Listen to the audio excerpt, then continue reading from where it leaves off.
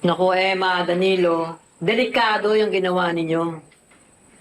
Kahit ano pa ang gawin ni Olive dyan sa batang yan, anak niya yan. At dahil tinangay ninyo yung anak niya, pwede niya kayong ireklamo, kulungan ang bagsak ninyo.